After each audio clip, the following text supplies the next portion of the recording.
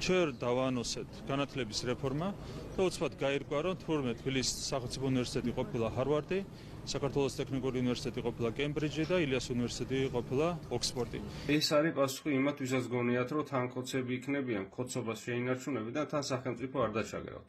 მაგალითად, როგორც გპ-ის ქოცი რექტორი საუბრობს, ზოგიერთი კეთილსინდისიერი და სამაგალითო თანამშრომლისგან განსხვავებით. და ზოგი რომ ამბობს ხოლმე, მე მგონი ისინი გვაგიჟებენო, მე ცოტა იუმორით უყურებ ხოლმე, მაგრამ შეიძლება არც იყოს ფლად სახუმარო ეგ ამბავი და მართლა გვაგიჟებენ, მე მგონი. აი, მაინც და მაინც დღეს გავრცელდა ეს ამბავი. აი, ხო შეეძლოთ ხა რამდენიმე დღე მოიცადეთ რაღაც პერიოდი მაინც სანამ ეს სიტუაცია. არა, მაინც და მაინც დღეს გავრცელდეს, რომ სუსის სასწავლო ცენტრი გახდება სუსის აკადემია და უმაღლესი საგანმანათლებლო დაწესებულების ხარისხი ექნებაო.